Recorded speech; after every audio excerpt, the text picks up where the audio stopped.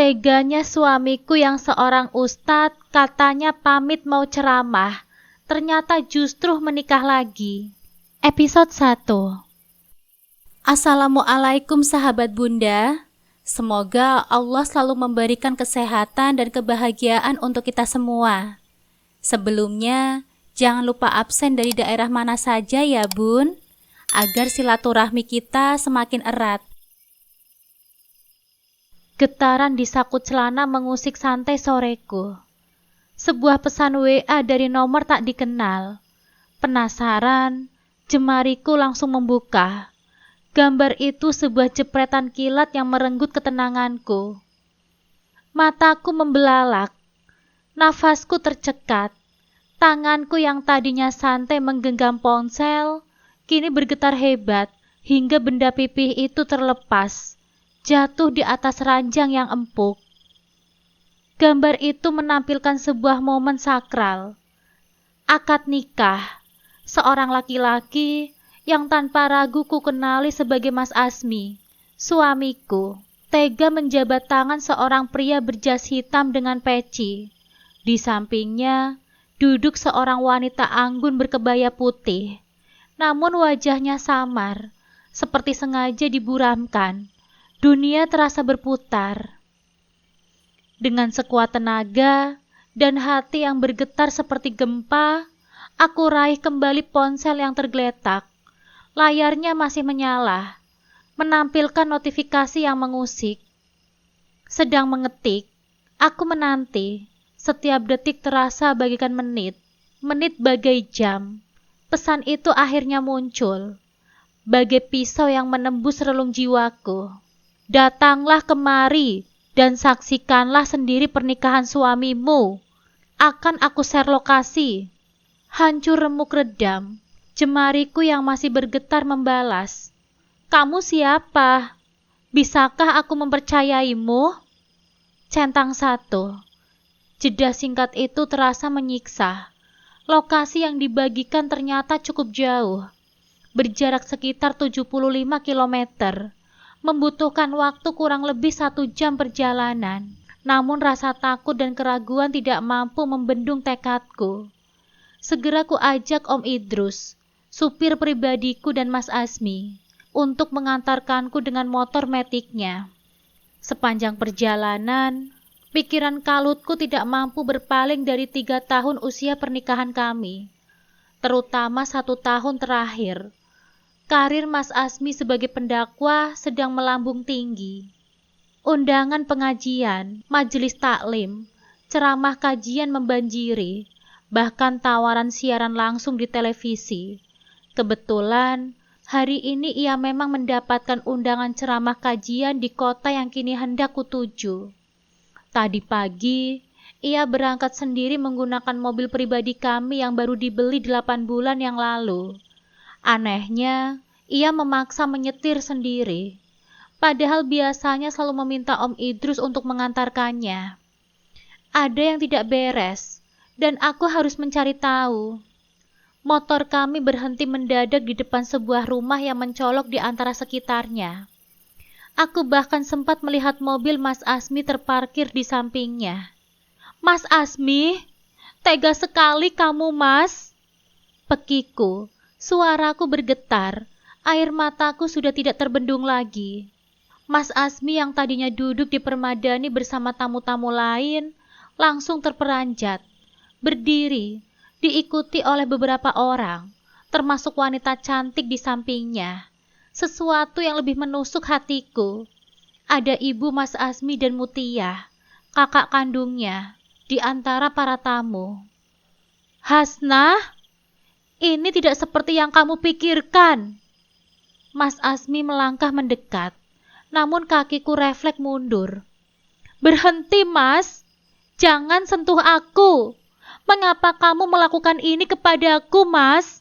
Aku salah apa sampai hatimu setega ini mengkhianatiku? Desaku, tapi ia hanya terdiam. Sudahlah, Hasnah. Coba pahami posisi Asmi. Bukankah seorang laki-laki diperbolehkan menikahi lebih dari 1 wanita?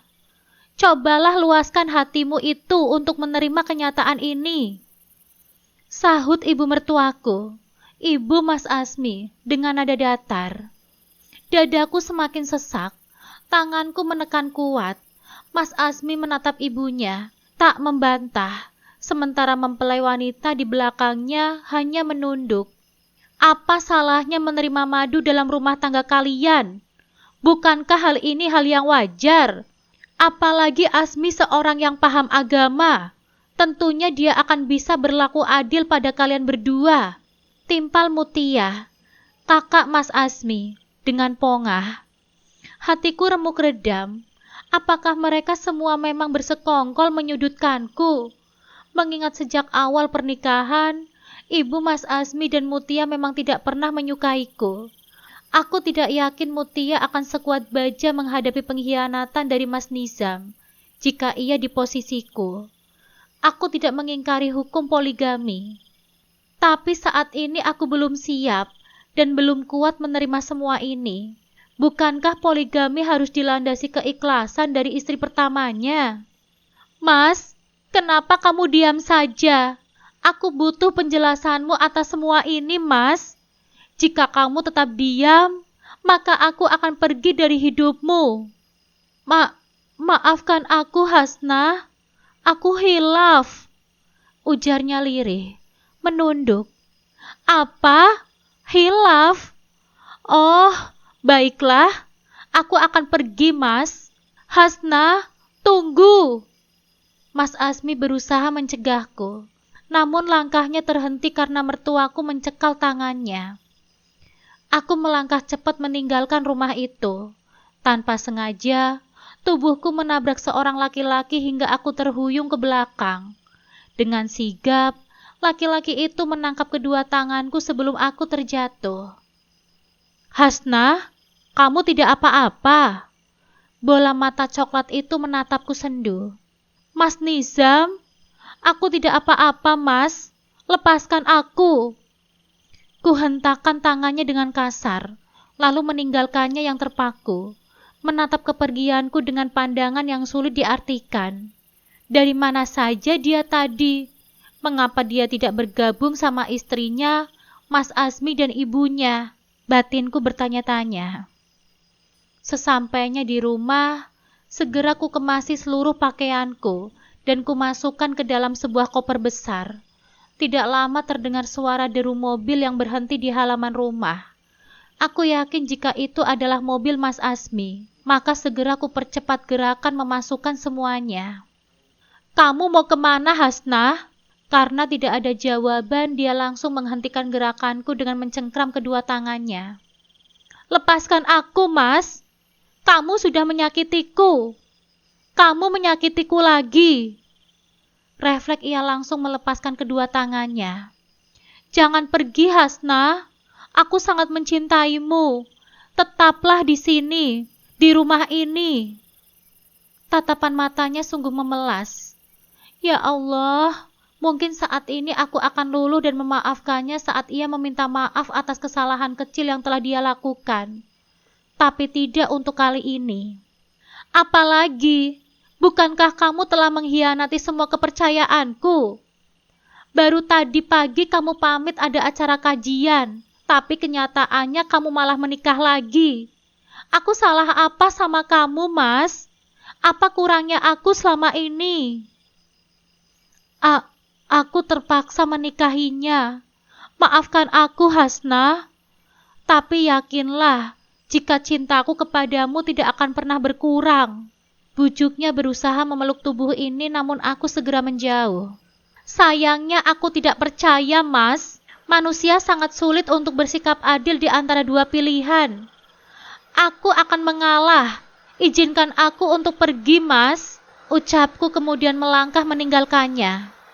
Hasnah, demi Allah, jika kamu tetap pergi maka akan jatuh talakku kepadamu. Suaranya bergetar hebat. Langkahku terhenti tepat di ambang pintu. Kakiku terasa lunglai hingga akhirnya aku terduduk lemah. Tega sekali dia memutuskan semuanya dengan semudah itu. Bibirku tertarik ke atas mencoba untuk tersenyum. tersenyum menertawakan diriku yang selama ini bodoh akan cintaku kepada Mas Asmi. Aku terlalu bodoh karena menganggap laki-laki tampan itu akan terus setia kepadaku dan berbeda dengan laki-laki yang lain. Selama ini aku selalu yakin melepas kepergiannya saat ia pergi keluar kota, atau bahkan menghadiri majelis yang di dalamnya hanya berdiri dari jamaah wanita. Karena aku sangat yakin jika Mas Asmi adalah orang yang mampu menundukkan pandangan terhadap suatu hal yang tidak semestinya. Semudah itukah kamu mau menceraikanku, Mas? Apakah karena kamu sudah memiliki ratu idaman lain di hatimu? Kataku lirih, namun tetap bisa ia dengar. Seketika Mas Asmi langsung berlari merengkuh tubuh ini ke dalam pelukannya. Mengecup-pucuk kepalaku yang masih berbalut jilbab berkali-kali. Sedetik kemudian, dia langsung menggendongku ala bridal style. Kebiasaan manis yang sering ia lakukan. Kakinya melangkah, setapak demi setapak menaiki anak tangga menuju kamar yang berada di lantai atas. Mata kami saling memandang. Aku mencoba menyelami ke dalam cinta dari sorot matanya. Ada cinta itu masih ada untukku seperti hari-hari sebelumnya. Tapi entahlah kuantitasnya apakah sama ataukah berkurang. Mas Asmi, wajahmu laksana dewa dengan pahatan yang nyaris sempurna. Rahang yang kokoh, bibir tipis serta mata elang yang mampu memikat hati setiap wanita bila memandangmu. Apakah aku egois sebagai wanita yang hanya ingin menjadi satu-satunya di hatimu? Apakah kamu sudah tidak mencintaiku lagi? Apakah kamu senang jika berbagi hatimu? Mataku langsung menelisik kejujurannya. Tidak, maksud aku bukan seperti itu, sayang. Aku hanya tidak ingin kamu pergi. Tetaplah di sini. Aku akan menjelaskan semuanya. Aku mohon jangan tinggalkan aku, Hasna. Jawabnya kemudian membaringkanku di atas peraduan kami. Mengunci bibirku dengan bibirnya seolah meminta kepadaku agar berhenti bertanya dan meragukan cintanya. Betapa aku kembali terbuai atas segala perlakuan manisnya. Membuat bunga di hati ini semakin indah bermekaran. Selanjutnya dia berhasil membawaku dalam alam indah surga, kemudian menumpahkan berjuta benih cintanya ke dalam rahimku dengan segenap cinta kasih. Jujur dalam hatiku tersimpan banyak sekali cinta, harapan dan tumpahan hidup kepadanya. Namun mengingat peristiwa hari ini, setelah cukup membangunkanku dari mimpi jika Mas Asmi tidaklah diciptakan hanya untukku, kini dia juga harus bertanggung jawab kepada hidup wanita lain, dan membuatku harus ikhlas berbagi. Siapakah wanita itu, Mas? Sudah berapa lama hubungan kalian? Apakah dia adalah salah satu jamaahmu? Tanyaku saat percintaan kami telah selesai. Saat ini kepalaku tenggelam dalam dada bidangnya. Sebenarnya enggan sekali aku membahas hal tersebut untuk saat ini. Namun aku juga tidak ingin rasa penasaran merasukiku sepanjang hari. Bukan. Dia bukan jamaahku. Dia adalah putri dari seorang tokoh besar. Aku menikahinya atas dasar janjiku kepada ayahnya, yang telah membantu membesarkan namaku saat ini. Ucapnya seraya mengelus rambutku yang tergerai. Kedua tangannya bergerak menggenggam tanganku berusaha menguatkan. Hatiku berdarah lagi. Ini terlalu sakit. Aku menyesal menanyakan ini semua. Jadi dia menikahi wanita itu karena ingin membalas budi. Ku lepaskan genggaman tangannya. Lagi-lagi netraku tidak kuasa mengeluarkan air mata merasakan sikapnya. Sudah berapa lama? Tanyaku lemah. Kini ku coba menatap wajahnya. Ta'aruf kami terjalin baru 1 bulan. Namun janjiku kepada ayahnya sudah 1 tahun yang lalu. Maafkan aku, Hasna. Yakinlah, jika hanya kamu satu-satunya wanita yang aku cintai dan ku inginkan untuk mendampingiku sampai nanti masa tuaku tiba. Ujarnya meyakinkan. Kedua tangannya membingkai wajah ini agar netraku tetap memandangnya. Terpaksa tapi ta'aruf, hebat sekali. Bibirku tersenyum miris seraya membuang muka. Hasna, yakinlah jika aku tidak akan menyentuhnya sebelum kamu ridho. dan aku akan tetap menjadikanmu sebagai prioritasku, ujarnya berusaha menenangkan hatiku. Apakah kamu merasa jika kamu baru saja berniat tidak adil, Mas? Bukankah namanya poligami harus adil kepada semua istri-istrimu? Aku mengerti, Hasna, dan aku tahu akan hal itu. Syukurlah jika kamu juga mengerti. Bibirnya tersenyum. Apakah itu berarti kamu telah ridho dengan keputusanku? Tidak, Mas. Maafkan aku. Aku tidak pernah berpikir untuk memiliki madu. Aku tidak kuat jika harus berbagi dirimu, cinta maupun perhatianmu pada wanita lain. Beringsut aku bangun dan berdiri, melangkahkan kakiku menuju kamar mandi. Aku akan menghapus semua jejak Mas Asmi di tubuhku. Hasna, aku mohon mengertilah posisiku. Hidup kita baru saja membaik, dan itu semua tidak lepas dari bantuan almarhum ayah Naira. Langkahku terhenti. Oh, jadi nama perempuan itu adalah Naira. Nama yang indah sesuai dengan wajah dan penampilannya yang mulia. Namun apakah sifatnya juga mulia sesuai dengan arti namanya? Baiklah, Mas. Aku akan berusaha menerima pernikahanmu ini dengan beberapa syarat. Netra Mas Asmi langsung berbinar kemudian mengangguk. Mas harus mampu bersikap adil terhadapku dan juga Naira. Baik itu untuk waktu, perhatian, maupun nafkah uang yang kamu berikan. Jika suatu saat kamu melanggar aturan tersebut, maka aku berhak meminta cerai. Dan satu hal lagi yang perlu kamu ingat, Mas. Kamu tidak boleh membawa dia ke rumah ini. Jika kamu melanggarnya, maka aku berhak untuk meminta cerai, ujarku. Mas Asmi pun langsung berlari menghampiriku, memelukku dan mengucapkan terima kasih berulang kali. Lihat saja, Mas, apakah kamu mampu bersikap adil terhadapku? Dering ponsel membuat pelukannya terurai. Dengan sigap Mas Asmi langsung merespon panggilannya. Ia bergegas mandi dan bersiap diri sebelum pamit pergi. Ada urusan yang harus dia selesaikan. Sudah 2 hari ini Mas Asmi tidak pulang ke rumah. Bahkan nomor ponselnya juga tidak bisa dihubungi. Sebenarnya kemana kamu, Mas? Pagi itu terdengar mobil Mas Asmi berhenti di pelataran rumah. Beban pikiran dalam otakku seraya sirna saat mengetahui akhirnya dia kembali. Namun hati ini mencelos saat tahu bahwa dia tidak pulang sendirian.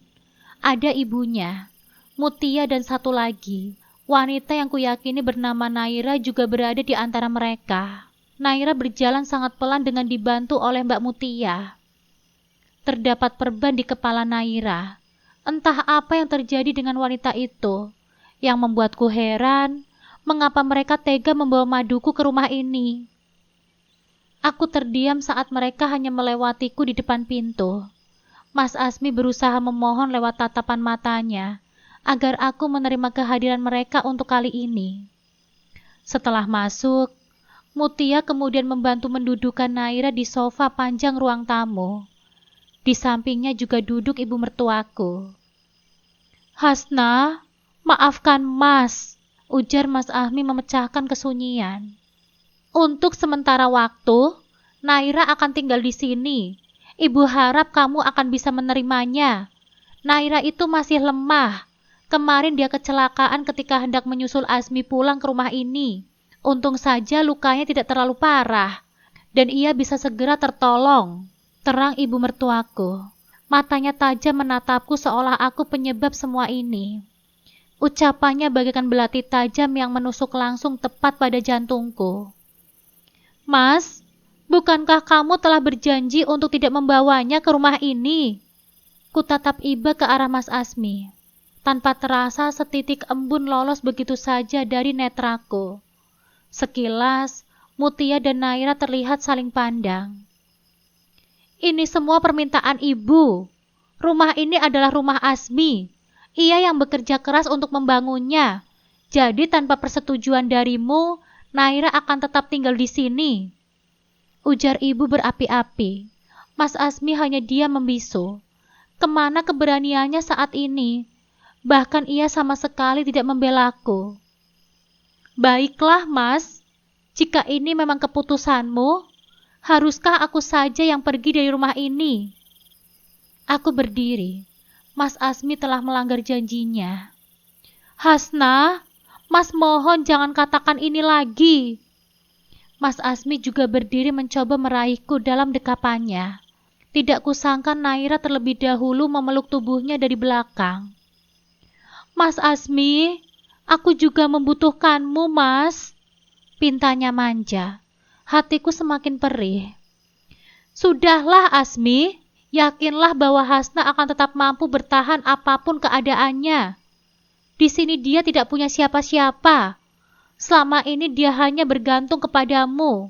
Jadi mustahil dia bisa lepas dari semua fasilitas darimu, ujar Mutia dengan segala kesombongannya. Bergantung? Iya benar. Selama ini aku hanya bergantung dari nafkah yang diberikan oleh Mas Asmi. Sejak menjadi istrinya, aku sudah berhenti bekerja. Dulu sebelum menikah dengan Mas Asmi, aku adalah seorang guru yang mengajar di sebuah sekolah milik yayasan keluarga Mas Nizam. Pada saat itu, Mas Nizam menjabat sebagai kepala sekolah di usianya yang terbilang masih sangat muda.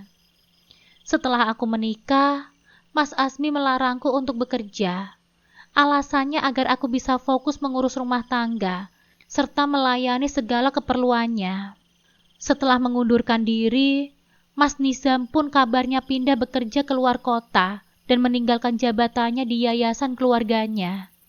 Kemudian setahun berikutnya, dia menikah dengan kakak Mas Asmi, yaitu Mutia. Kenapa kamu diam? Sekarang kamu telah sadar jika kamu tidak memiliki apa-apa dan tidak memiliki siapa-siapa di kota ini. Kamu hanya anak rantau dari keluarga miskin di desa. Sudah bagus Asmi memungutmu dan mengangkat derajatmu. Dan sekarang, apa salahnya kamu tetap tinggal di sini dan meluangkan perasaanmu untuk berbagi dengan Naira? Ucap Mutia dengan angkuh. Mulutmu pedas sekali ya, Kak. Aku doakan semoga Mas Nizam tidak seperti adikmu, sehingga dia tetap setia kepadamu dan tidak menduakanmu suatu hari nanti. Ujarku menatapnya emosi. Sungguh berbisa setiap kata yang diucapkannya. Hahaha, itu pasti. Mana mungkin Mas Nizam akan berpaling dariku. Aku terlahir sempurna. Aku wanita karir yang mandiri. Tidak seperti kamu yang cuma menjadi benalu. Pantas saja Asmi lebih memilih Naira. Naira itu kan wanita pintar, mandiri dan juga memiliki karir yang bagus. Tidak seperti kamu yang mengandalkan pemberian dari Asmi. Cukup, Kak. Jangan memperkeruh suasana rumah tanggaku. Lebih baik kakak dan ibu segera pulang, tegas Mas Asmi.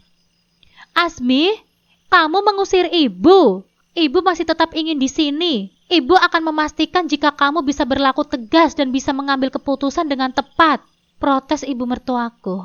Maafkan Asmi, Bu. Tapi Asmi sudah dewasa. Asmi pasti bisa mengatasi semua ini sendiri. Asmi akan membicarakan masa depan Asmi selanjutnya hanya dengan istri-istri Asmi. Mas Asmi menatap ke arahku dan Naira secara bergantian. Saat ini Naira ada di sisi Mas Asmi. Tangannya masih melingkar di pinggang suamiku. Ah, suami? Masih pantaskah aku menyebut Mas Asmi sebagai suami? Bukankah luka yang ia torehkan begitu dalam dan nyata? Maaf, Mas. Aku tidak bisa. Izinkan aku pergi dari rumah ini dan juga dari hidupmu. Mengertilah, Mas, jika aku bukanlah wanita yang sanggup berbagi cinta dengan wanita lain. Ceraikan saja aku, pintaku pada Mas Asmi. Jangan katakan itu lagi, Hasna. Sungguh, aku tidak sanggup kehilanganmu. Tidak sanggup kehilanganku, tapi kamu menikah lagi dan menghadirkan wanita itu di rumah ini. Ucapku tersenyum miris. Sudahlah, Asmi. Hasna memang wanita yang tidak tahu diuntung. Sudah bagus dipertahankan, malah memilih untuk pergi, ejek ibu mertuaku. Bu, ucap Mas Asmi dengan tatapan memohon agar ibunya berhenti mencelaku. Sudah sana pergi, Hasna. Asmi sudah tidak membutuhkan kamu lagi, karena sudah ada Naira yang lebih sempurna darimu. Aku yakin jika Asmi akan segera mendapatkan anak dari Naira. Tidak seperti kamu yang mandul. Ejek Mbak Mutia dengan kejam. Aku menggeleng keras namun bibirku terkunci rapat. Bahkan hanya untuk membela diri aku tidak mampu. Sungguh, pernyataan itu tidaklah benar. Aku tidak mandul. Hasil pemeriksaan dokter menyatakan bahwa aku dan Mas Asmi subur. Hanya Allah saja yang belum menitipkan kepercayaan kepadaku dan Mas Asmi. Baiklah, semoga kalian semua bahagia, ucapku, mengendarkan pandangan kepada mereka semua. Dan untuk kamu, Mas Asmi, aku akan segera mengurus gugatan cerai kita. Putusku dengan air mata bercucuran. Hasna, jangan pergi Hasna, cegah Mas Asmi berusaha berlari menyusulku. Ah, sakit, sakit mah, teriak Naira memegang erat kepalanya. Tak urung Mas Asmi pun berhenti mengejarku. Ia bingung untuk memilih siapa yang lebih membutuhkannya. Asmi, tolong Naira, perintah ibu mertuaku. Dan pada akhirnya, Mas Asmi pun lebih menuruti ibunya dan membiarkan aku untuk pergi. Selamat tinggal Mas Asmi. Gumamku menghapus air mata di pipi dengan kasar. Terik panas matahari begitu menyengat kulitku.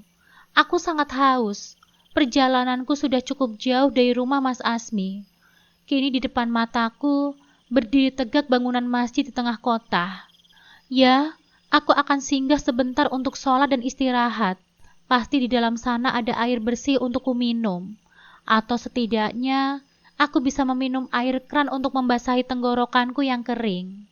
Setelah sholat dan berdoa, aku memutuskan untuk memulai kembali perjalananku.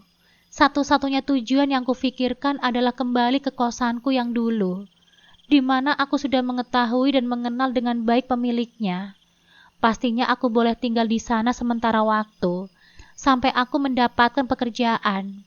Karena saat aku pergi tadi, aku sama sekali tidak membawa uang ataupun HP.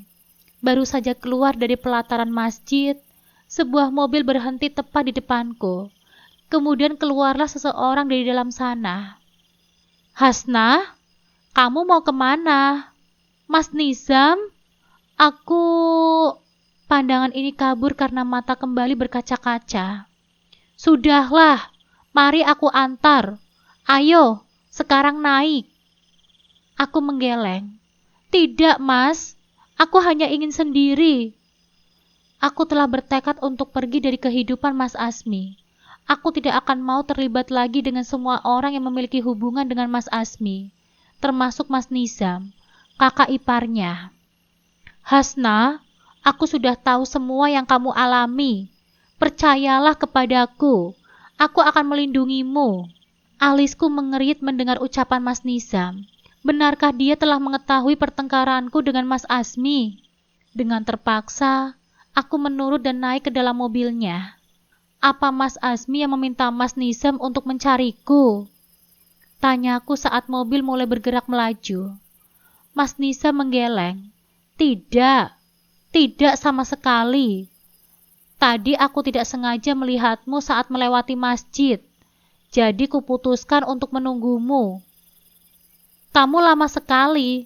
Memang doa apa yang kamu minta kepada Sang Pemberi hidup? Ia tersenyum, memperlihatkan lesung di kedua pipinya. Sungguh sangat manis. Sifatnya masih sama, hangat seperti dulu. Sadar Hasna, rumah tanggamu bahkan berada di ujung tanduk. Sempat-sempatnya kamu memperhatikan pria lain. Tidak. Aku hanya berdoa semoga masalah ini segera berlalu. Aku sungguh lelah. Kami sama-sama terdiam. Mas, tolong jangan beritahu keberadaanku kepada Mas Asmi ya. Aku ingin sendiri sampai nanti berhasil mengurus gugatan cerai untuk Mas Asmi, ujarku padanya. Baiklah, aku akan membantumu mengurus semua persyaratan yang kamu butuhkan. Kebetulan aku juga punya kenalan seorang pengacara yang bisa membantu mengurus kasus ini. Oh iya, tujuan kita mau kemana sekarang? Lagi-lagi aku hanya menggeleng. Pandanganku lurus ke depan, menyaksikan puluhan kendaraan tengah berhenti karena terjebak macet. Jalanan sore hari yang dipenuhi para pegawai yang pulang dari kantor, sehingga membuat jalanan tidak mampu menampung banyaknya kendaraan. Mas Nisa menghembuskan nafas berat karena tidak mendapatkan jawaban dariku. Baiklah, kita ke yayasan orang tuaku saja.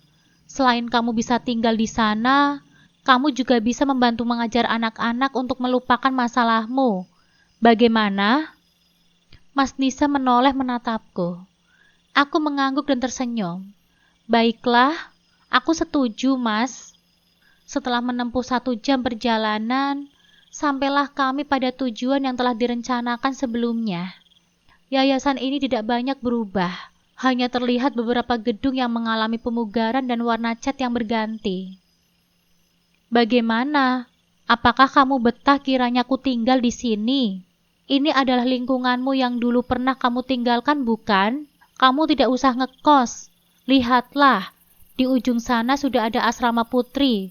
Kamu bisa tinggal di sana, ucap Mas Nizam seraya menunjuk sebuah gedung berlantai 2 di ujung bangunan. Aku kembali menatap Mas Nizam dalam. Sikap lembutnya masih semanis dulu. Hai, apa yang salah dengan wajahku? Apa aku semakin tampan, sehingga kamu menatapku tanpa berkedip? Ia menjentikan kedua jarinya di depan mataku membuatku tersadar. Makasih ya, ucapku tersenyum tulus. Sudahlah, aku akan segera pulang. Mutia pasti sudah mencariku. Kamu harus segera masuk. Nanti aku akan urus semua hal mengenai perpindahanmu di sini. Mungkin lusa kamu bisa mulai mengajar.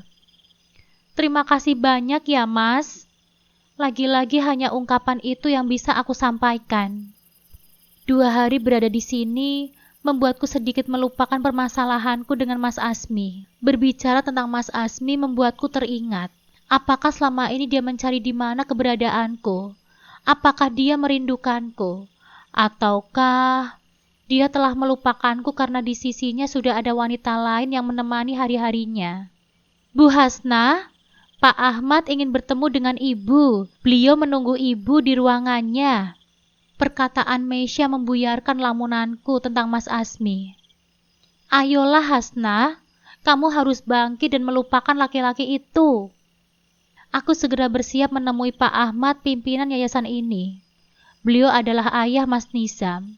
Aku yakin jika pertemuan kali ini akan membahas mengenai kembalinya diriku menjadi guru dan mengajar di sini.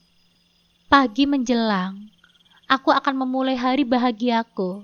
Aku bertekad untuk melupakan segala permasalahanku selama ini. Setelah melakukan berbagai macam persiapan, akhirnya aku berangkat untuk menjalankan kewajiban baruku mengajar di sebuah sekolah dasar yang dinaungi yayasan ini. Hingga ketika aku sampai di halaman sekolah, sebuah suara kecil membuat langkahku terhenti. Bunda, yah, lihatlah, itu Bunda, seru seorang anak perempuan cantik menunjuk ke arahku, kemudian berlari mendekatiku. Hah, Bunda? Siapa yang dimaksud Bunda? Aku mengamati suasana sekitar. Tidak ada perempuan dewasa di sini selain aku. Bunda, Nasita kangen. Bunda kemana saja? Hah. Gadis kecil itu seketika menangis keras dan berhambur memelukku. Tangannya melingkar di bagian perut sampai ke pinggangku. Erat, erat sekali pelukannya. Seorang laki-laki keluar dengan tergesa dari mobil mewah, berlari menyusul bidadari kecilnya yang tiba-tiba memelukku. Laki-laki yang sangat tampan dan berkarisma, tubuh tegap berbalut setelan kemeja lengan panjang berdasi. Kuperkirakan umurnya masih sekitar 30 tahunan. Maaf, bibirnya lirih berkata. Kedua telapak tangannya menangkup di depan dada memberikan sebuah isyarat tatapan memohon. Aku mengangguk, segera mengerti maksud pria itu. Tanganku kemudian bergerak mengelus pucuk kepala gadis kecil ini yang berbalut jilbab berwarna pink dengan hiasan pita di bagian samping kepala. Cup cup cup sayang, jangan menangis ya. Pandanganku menunduk ke arahnya. Menerima perlakuanku membuatnya berhenti menangis. Ia kemudian mendongakkan wajahnya. Bunda, Bunda jangan pergi lagi ya. Nasita akan jadi anak yang pintar dan gak nakal lagi. Bunda mau kan janji sama Nasita? Satu tangannya mengulurkan jari kelingkingnya. Aku yang bingung segera menatap pria di belakang gadis kecil ini untuk meminta pendapatnya. Beberapa saat kemudian, pria itu langsung mengangguk seraya tersenyum. Iya, janji. Aku berjongkok untuk mensejajarkan tinggiku dengan gadis cantik itu. Wajahnya sangat lucu dan mata bening dengan bibir mungilnya. Pipinya terlihat bulat, begitu sangat menggemaskan. Jadi nama kamu Nasita? Tanyaku, merapikan anak rambutnya yang keluar dari jilbabnya. Ya Allah, dia gadis yang sangat imut. Iya, jawabnya mengangguk.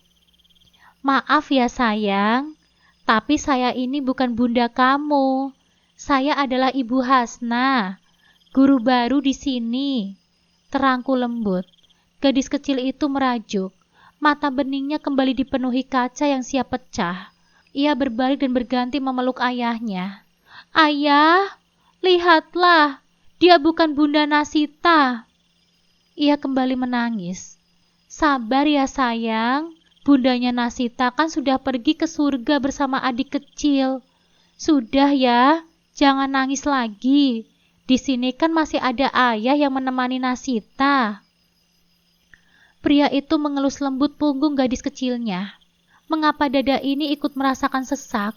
Jauh dari orang tua membuatku juga merasakan apa yang dirasakan oleh gadis kecil itu. Jadi ibunya telah meninggal. Aku memalingkan wajah ke samping untuk mengusap embun yang tiba-tiba meluncur dengan sendirinya. Maafkan anak saya ya, Bu. Kami baru saja kehilangan ibunya saat berjuang melahirkan adiknya. Kebetulan wajah ibu sangat mirip dengan almarhumah istri saya. Aku tersenyum. Tidak apa-apa, Pak. Kini gadis cantik itu sudah ada di gendongan sang ayah. Apakah ibu ini yang bernama Hasna, wali kelas Nasita yang baru? Benar, Pak. Oh iya, Bu. Perkenalkan nama saya Rehan, ayahnya Nasita. Saya mohon maaf, Bu.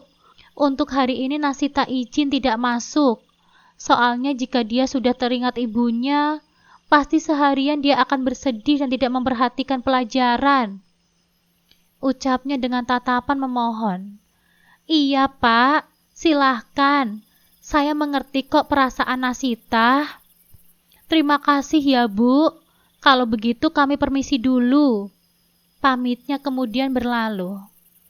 Siang hari sepulang sekolah, aku langsung kembali ke asrama. Aktivitas hari ini begitu menyenangkan sekaligus melelahkan. Aku berbaring menatap langit-langit kamar setelah sebelumnya membersihkan diri dan melaksanakan sholat zuhur. Ingatanku kembali pada sosok gadis kecil bernama Nasita. Sesekali aku tersenyum sendiri saat mengingat tingkahnya tadi saat memelukku. Kemudian mengatakan aku ini adalah bundanya. Bunda, panggilan yang selama ini begitu kurindukan untuk disebut seorang anak kecil yang kuinginkan kehadirannya. Namun belum sempat bisa merasakan kebahagiaan menjadi seorang ibu, aku justru sudah terlebih dulu kehilangan gelar sebagai seorang istri. Sungguh miris sekali kehidupanku. Mas Asmi, andai saja kamu tidak menikahi wanita itu, akankah hidup kita tetap bahagia? Ku hembuskan nafas kasar. Memikirkan hal tentang Mas Asmi hanya akan membuat hatiku kembali sakit. Hari ini Nasita sudah kembali aktif belajar. Kulihat dia termasuk anak yang rajin dan pintar dalam proses pembelajaran. Nasita juga sangat ceria dan pandai bergaul dengan teman-temannya. Bel pulang sekolah pun telah berbunyi. Aktivitas mengajar kelas 1 sekolah dasar cukup menyita pikiran dan tenagaku. Saat semua murid telah keluar dari kelas, aku kemudian melangkah pergi hendak menuju ruang guru. Namun pandanganku menangkap seorang siswa yang ternyata belum pulang. Nasita, kamu kok masih di sini, Nak? Tanyaku kemudian menghampiri gadis kecil itu. Ia terlihat tengah duduk sendirian di sebuah kursi taman depan kelas. Nasita lagi nungguin siapa? Lagi nunggu ayah, Bu. Ia balas menatapku sekilas, kemudian kembali menunduk. Oh, ayah belum jemput ya? Tanya aku kemudian ikut duduk di sampingnya. Nasita menggeleng. Mungkin ayah masih kerja. Ia kembali terdiam. Dulu waktu bunda masih ada, biasanya Nasita dijemput sama bunda. Pandangannya menatap kosong ke depan. Sesak. Mengapa dadaku kembali sesak? Kasihan sekali kamu, Nasita. Bu Hasna, apakah ibu bersedia untuk menjadi bundanya Nasita? Gadis itu menoleh ke arahku, memandangku penuh harap. Suaraku tercekat di tenggorokan. Aku bingung harus menjawab bagaimana. Nasita, sebuah suara memanggil gadis kecil itu. Ayah. Nasita, ayah minta maaf ya karena telat menjemputmu. Ucap pria tersebut kemudian mendekat dan berdiri di depan kami. Bu Hasna, terima kasih telah menemani Nasita. Tadi saya masih ada meeting dengan klien, jadinya telat menjemput. Maafkan saya, Bu. Tidak apa-apa kok, Pak. Ucapku tersenyum ramah. Syukurlah dia datang tepat waktu.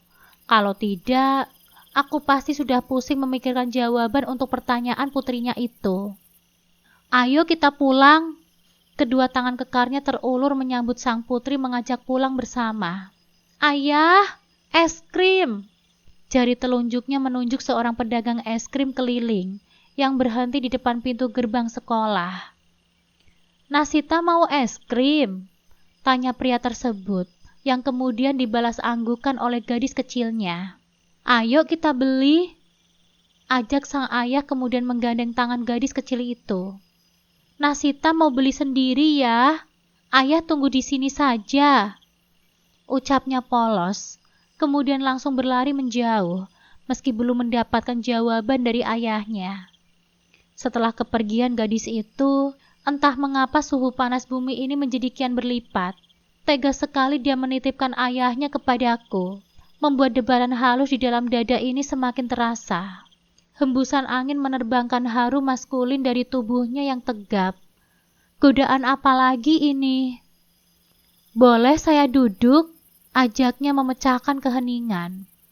Aku segera menggeser posisi memberikan tempat duduk, menciptakan beberapa jarak di antara kami. Pantaskah aku yang belum resmi menjanda untuk duduk berdekatan dengan pria lain?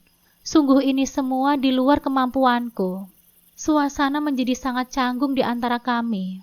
Apakah ibu baru pindah ke kota ini? Dia memulai pembicaraan. Iya, Pak. Saya baru pindah ke sini beberapa hari yang lalu. Jawabku seraya membenahi jilbabku yang melambai-lambai tertiup angin. Maafkan sikap Nasita tempo hari yang mengira ibu adalah bundanya. Ucapnya tersenyum. Tidak masalah, Pak. Nasita itu gadis kecil yang malang. Di umurnya yang masih kecil itu, dia harus kehilangan ibunya. Jawabku balas tersenyum. Sekilas pandangan kami saling bertemu. Apakah ibu sudah menikah? Tanyanya hati-hati. Mungkin dia merasa sungkan karena bertanya hal pribadi kepadaku. Sudah, Pak. Tapi pernikahan ini akan segera berakhir. Terusku dalam hati. Oh, responnya mengangguk sambil mengelus tengkuknya. Sesaat aku bisa melihat wajahnya berubah masam. Beberapa menit kemudian, pria tersebut pamit undur diri setelah sang gadis kecil menghampiri kami usai membeli es krim. Setelah kepergian mereka, aku berdiri, berniat kembali ke ruang guru. Namun lagi-lagi kaki ini urung melangkah, karena sebuah suara menghentikanku. Hasna? Seru laki-laki tersebut mendekat. Mas Nizam, tumben siang-siang ke yayasan. Ada perlu dengan Pak Ahmad? Tanya aku kemudian kembali duduk, sedangkan Mas Nizam tetap memilih berdiri. Iya, tadi ada perlu dengan ayah sebentar, tapi sekarang urusannya sudah selesai. Sesaat kami sama-sama terdiam. Ngomong-ngomong, siapa pria yang bersamamu tadi? Dia bertanya dengan tatapan sedikit mengintimidasi. Pria? Alisku mengernyit. Oh, maksudnya pria yang tadi. Dia itu salah satu seorang wali murid kelas 1. Anaknya bernama Nasita. Gadis itu sangat lucu dan menggemaskan. Mas Nizam pasti suka kalau seandainya bertemu dengan Nasita. Terangku dengan mata berbinar mengingat kembali sosok Nasita. Kamu hebat ya. Baru 2 hari mengajar, tapi sudah akrab dengan anak-anak di sini. Apalagi dengan orang tuanya. Mas Nizam nampak membuang muka. Nggak akrab juga sih, Mas. Tadi itu kan kebetulan saja kami duduk bersama, karena pria tadi menunggu Nasita membeli es krim. Aku kasihan saja dengan Nasita. Dia itu baru saja kehilangan ibunya. Ibunya meninggal usai melahirkan adiknya. Terangku panjang. Tapi kamu tidak kasihan juga kan sama ayahnya? Maksud Mas Nizam apa? Keningku berkerut. Sudahlah, ini bukan masalah yang penting. Oh iya, kamu sudah selesai mengurus berkas-berkas untuk proses perceraianmu. Jadi beberapa hari lagi, mungkin kamu akan mendapatkan surat pengadilan sidang pertama. Ucapnya kemudian tersenyum. Terima kasih banyak ya, Mas. Raut wajahku tak kalah ceria. Sidang perceraianku yang pertama berjalan dengan baik. Meskipun pada saat di persidangan, Mas Asmi masih berusaha mempertahankan pernikahannya denganku. Sebenarnya aku sedikit haru dan simpati terhadap sikap Mas Asmi yang masih peduli terhadapku, serta masih menunjukkan sikap sayangnya saat kami bertemu. Bahkan ia juga sempat menanyakan di mana tempat tinggalku saat ini, dan bagaimana aku bisa bertahan hidup sejak aku meninggalkan rumahnya.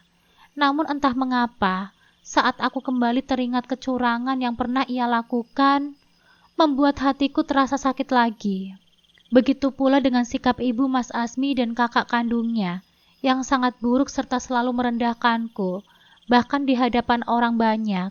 Itu semua semakin membuat tekadku kian pasti untuk berpisah dengan Mas Asmi. Pagi ini cuaca begitu cerah. Hari ini aku berencana untuk pergi mengajar ke sekolah. Aku sangat merindukan suasana kelas yang selalu ramai dipenuhi anak-anak yang lucu dan menggemaskan. Selama 2 hari kemarin, aku mengambil izin tidak masuk mengajar, karena harus mengurus proses perceraianku di pengadilan. Bu Hasna, ibu sedang apa?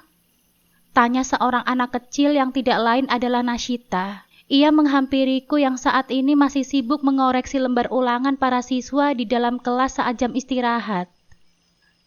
Nasita, ini ibu lagi meriksa dan mengoreksi tugas ulangan Nasita dan teman-teman. Ucapku santai sambil meneruskan pekerjaanku. Boleh Nasita temani, Bu?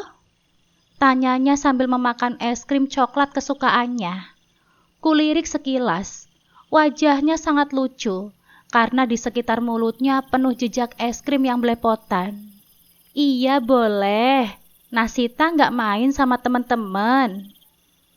Ia hanya menggeleng sambil terus menikmati es krimnya. Bu, apakah ibu sudah punya adik bayi? Aktivitasku terhenti kala mendengar pertanyaannya itu. Belum. Kenapa, Bu? Nasita aja pengen banget punya adik bayi kayak teman-teman Nasita. Lanjutnya, sambil terus menikmati makanannya. Di saat seperti ini, aku kembali dibuat kebingungan untuk menjawab pertanyaannya. Ya, karena belum dikasih sama Allah. Ucapku seraya tersenyum. Memang syaratnya apa biar dikasih adik bayi sama Allah, Bu?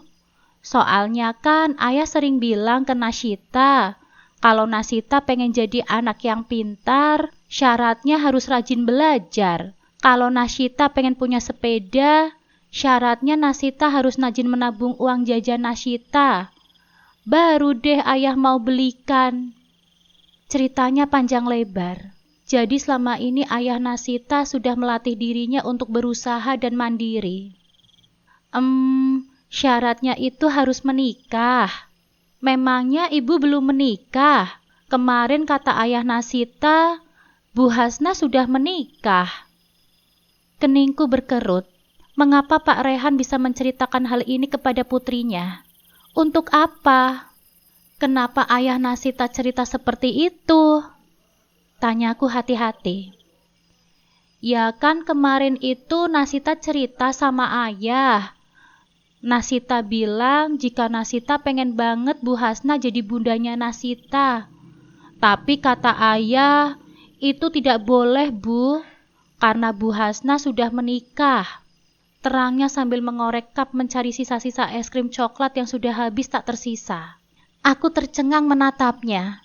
Mengapa gadis ini sangat menginginkan aku untuk menjadi bundanya? Mengapa tidak wanita lain saja? Aku kira Pak Rehan bukanlah sosok pria yang sulit mendapatkan wanita. Nasita, sebaiknya Nasita cuci tangan dulu ya. Itu es krimnya sudah habis. Nanti kalau mau pulang sekolah, Nasita kan bisa beli lagi sama ayah. Ucapku seraya tersenyum berusaha mengalihkan pembicaraan. Siap Bu, Nasita cuci tangan dulu ya. Pamitnya menyunggingkan senyuman kemudian berlari keluar kelas. Dasar bocah. Ada saja tingkah lucunya. Batinku tersenyum. Bu Hasna, ada tamu yang mencari ibu. Katanya beliau adalah keluarga ibu. Saat ini beliau sedang menunggu ibu di ruang kantor. Seru seorang guru saat aku baru saja selesai mengajar. Baik Pak, saya akan segera menemuinya. Terima kasih ya.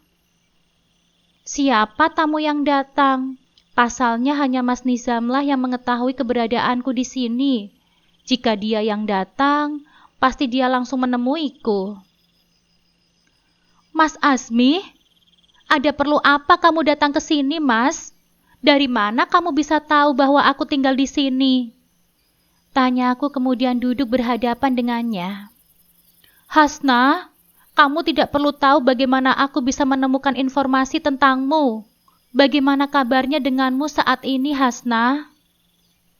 Alhamdulillah aku baik-baik saja, Mas. Hasna, aku kesini untuk mengantarkan ini. Ucapnya seraya mengangsurkan sebuah ponsel milikku yang dulu telah kutinggalkan saat aku pergi dari rumahnya. Aku tak perlu ini, Mas. Aku sudah nyaman hidup tanpa ponsel maupun media sosial. Lagi pula bukankah ponsel ini dibeli dengan uangmu? Sedangkan aku sudah bertekad untuk tidak membawa apapun saat aku pergi. Ucapku mengangsurkan kembali benda pipih itu. Hasna, aku mohon terimalah. Apakah kamu sama sekali tidak ingin menghubungi keluargamu di desa? Ujarnya berusaha meyakinkanku. Sejenak aku terdiam. Jauh di dalam hatiku, aku sebenarnya sangat ingin mengetahui bagaimana keadaan keluargaku di desa. Baiklah, Mas. Aku akan menerima benda ini. Terima kasih. Tapi maaf, Mas. Mulai sekarang, tolong jangan menemui aku lagi. Proses perceraian kita sudah hampir selesai. Aku tidak mau kita saling mengusik kehidupan masing-masing. Kamu sudah punya Naira di sisimu, sedangkan aku juga akan mencari kebahagiaanku sendiri. Tapi aku masih mencintaimu, Hasna. Kehidupan pernikahanku dengan Naira tidaklah seindah pernikahan kita. Selama ini dia tidak pernah melayani kebutuhanku dengan baik. Tidak seperti kamu yang... Sudahlah, Mas. Jangan mengungkap semua keburukan istrimu kepada wanita lain. Naira itu adalah istri yang kamu pilih sendiri. Jadi sebaiknya kamu bisa menerima segala kelebihan maupun kekurangan yang ada padanya. Jadi jangan sekalipun kamu membandingkan aku dengan dirinya, karena kami jelas berbeda. Hasna, aku menyesal telah membiarkanmu pergi. Sesalnya berusaha meraih tanganku, namun secara refleks aku berusaha menghindarinya. Hasna, apa kamu tidak ingin kita kembali lagi seperti dulu? Tanya Mas Azmi menatapku dalam. Maaf ya, Mas. Aku tidak bisa. Jawabku membuang muka. Terlalu dalam luka yang dia tancapkan. Baiklah, Hasna. Aku permisi dulu. Pamitnya kecewa. Aku mengangguk. Ya, silahkan. Setelah kepergian Mas Asmi, aku tatap dalam benda pipih di tanganku. Apakah keputusanku ini sudah benar? Mas Asmi, andaikan kamu tidak berlaku curang di belakangku, mungkin hati ini masih bisa menerimamu. Meskipun pada kenyataannya, perlakuan keluargamu juga tidak begitu baik kepadaku.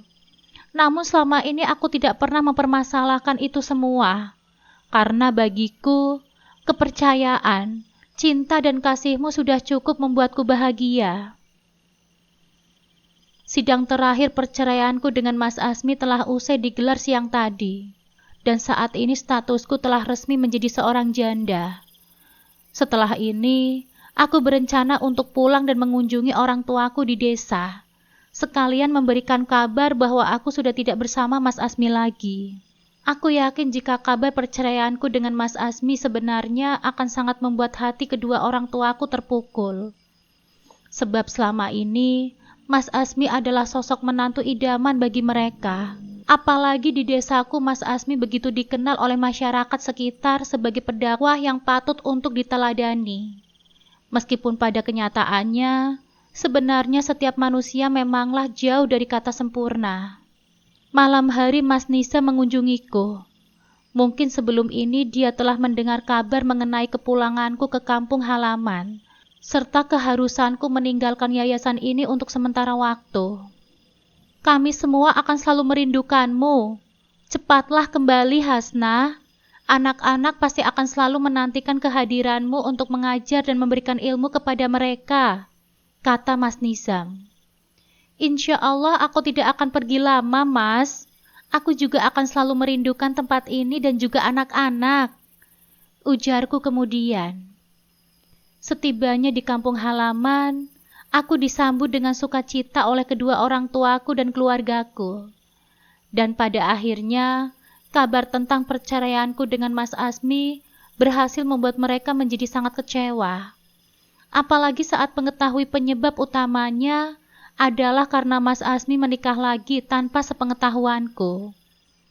Semua keluargaku menjadi sangat hancur. Sampai-sampai ayahku yang memang sudah sepuh usianya harus dirawat di rumah sakit akibat terkena serangan jantung, sedangkan ibuku menjadi sakit-sakitan karena selalu memikirkan kehidupanku. Di saat seperti ini, aku memutuskan untuk tetap tinggal di kampung untuk beberapa bulan ke depan untuk merawat kedua orang tuaku. Hal ini dikarenakan kakak perempuanku sangat sibuk dengan anak-anak mereka yang masih bayi. Sedangkan kakak laki-lakiku harus bekerja di luar pulau, jauh dari keluarganya. Seperti biasa, pagi ini aku menggantikan tugas ibuku membuat berbagai macam kue basah untuk dijual di pasar dan dititipkan ke warung-warung tetangga. Usaha inilah yang telah lama digeluti oleh ibuku untuk membantu perekonomian keluarga karena ayahku hanyalah seorang petani biasa. Duk, alhamdulillah besok ada pesanan kue 500 biji dari keluarga Mbak Dena yang punya rumah besar di ujung jalan itu, kata ibu saat aku tengah bersiap pergi ke pasar untuk menjual kue. Oh, Mbak Dena yang keluarganya kaya raya itu ya, Bu? Memang mau diantar jam berapa, Bu? Katanya sih sekitar jam 2:30 sore, Nduk. Besok kamu saja ya yang mengantarnya. Minta bantuan sama Fajar juga. Pasti tidak keberatan, ujar ibu senyum-senyum. Fajar adalah anak dari Pak Delatif, saudara jauh ibu. Dia sudah lama menaruh hati kepadaku, bahkan sejak aku masih SMA. Namun tidak pernah sekalipun aku menerima pernyataan cintanya. Selain karena pada waktu itu, aku masih ingin kuliah setelah SMA. Juga karena Fajar bukanlah sosok pria yang baik karena ia terkenal playboy. Hasna bisa sendiri, Bu. Lagi pula kan Hasna bisa bolak-balik mengantarkan kuenya, ujarku sedikit keberatan dengan saran ibu. Yo wis, terserah kamu saja, Nduk. Hati-hati ya ke pasarnya. Ibu mau bantu ayahmu minum obat dulu. Ibu pamit. Aku tiba di rumah si pemesan kue tepat pukul 2:30 sore. Sebenarnya sangat enggan sekali aku meminta bantuan kepada Fajar. Namun dikarenakan satu-satunya motor butut yang biasa ku pakai berjualan mengalami pecah ban secara mendadak. Akhirnya ibu meminta Fajar untuk mengantarkanku. Aku bersyukur karena ternyata semua kue bisa dibawa dalam sekali perjalanan, jadi tidak usah bolak-balik lagi. Terima kasih ya sudah mengantarkan. Kamu pulang saja, tidak usah menungguku. Aku bisa kok jalan kaki. Ucapku kepada Fajar saat motor yang kami naiki telah berhenti di depan pintu gerbang sebuah rumah yang cukup besar. Aku akan menunggumu di sini. Santai saja, aku tidak ada acara kok sore ini. Aku menghela nafas berat. Sungguh sifatnya masih sama seperti dulu. Sangat gigih dalam mendapatkan hati seorang wanita. Aku kemudian berjalan memasuki rumah besar tersebut dengan membawa 2 buah kardus besar berisi 500 biji kue. Namun betapa terkejutnya aku saat tahu siapa orang yang menerima kue-kue tersebut. Pak Rehan, apakah ini rumah Bapak juga? Tanyaku terkejut, sedangkan dia justru malah tersenyum manis. Bu Hasna kan? Apa kabar, Bu? Beruntung sekali ya saya bertemu dengan Ibu di sini. Mari, Bu, silakan masuk. Ajak pria tampan itu dengan penampilan yang terlihat casual. Wajahnya yang bersih nampak begitu segar. Entah mengapa ia memiliki pesona yang begitu sangat kental. Aku sangat takjub mengamati keindahan rumah besar ini. Rumah yang terbilang cukup mewah di antara rumah-rumah yang lain di kampung. Berapa, Bu, total semuanya? Tanya Pak Rehan saat aku masih sibuk dengan pikiranku sendiri. Maaf, karena sebenarnya yang pesan kue-kue itu adalah adik saya. Berhubung dia tadi keluar karena ada acara sebentar, jadi uangnya dititipkan sama saya. Terang Pak Rehan ramah. Oh, jadi Mbak Dena itu adiknya Bapak ya? Iya benar, Bu. Saya hanya bertamu di sini. Soalnya nanti malam akan ada acara tasyakuran akikah keponakan saya. Aku mengangguk seraya tersenyum, berniat undur diri setelah menerima uang pesanan kue darinya. Namun baru saja hendak berdiri, Pak Rehan memintaku untuk duduk kembali.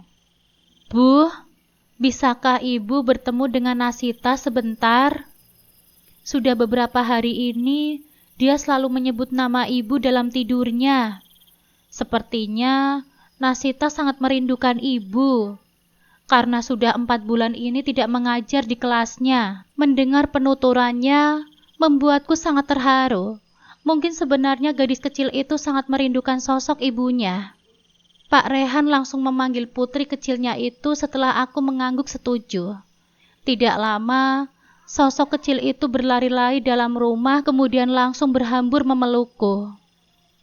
Bu Hasna, Nasita kangen sama Ibu. Tangisnya langsung pecah.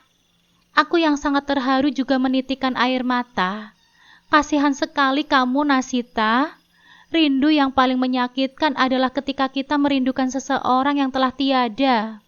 Sudah ya sayang, Nasita kan anak yang pintar, jadi harus berhenti nangisnya. Ucapku mengurai pelukan kemudian mengusap aliran anak sungai di pipinya. Bu Hasna kenapa tidak pernah mengajar Nasita lagi? Apakah Ibu Hasna sudah pindah mengajar ya di sini? Aku menggeleng pelan. Bu Hasna tidak pindah sayang. Sementara ini, Bu Hasna harus cuti mengajar dulu. Dikarenakan ibu harus merawat orang tua ibu di sini. Apa ibu tidak akan kembali lagi mengajar Nasita? Tanyanya sambil mengusap ingus yang meleleh di bawah hidungnya. Aku tersenyum seraya mengelus rambutnya yang panjang. Ibu pasti kembali sayang. Insya Allah 2 minggu lagi ibu akan kembali ke kota dan mengajar Nasita lagi. Ucapku sambil mencubit gemas pipi bulatnya. Ye, terima kasih ya Bu. Soraknya kegirangan. Sekilas kulihat Pak Rehan juga tersenyum senang kala melihat putrinya bahagia. Setelah memeluk gadis kecil itu untuk yang terakhir kalinya sebelum berpisah, aku langsung segera pamit kepada ayah dan anak tersebut. Loh, Ibu tadi diantar suami ya? Maafkan saya ya, Bu, karena tidak mengajak suami ibu untuk masuk ke dalam juga, ujar Pak Rehan saat melihat Fajar duduk di atas motornya yang terparkir di depan pintu gerbang. Aku menggaruk-garuk tengkuku yang tidak gatal.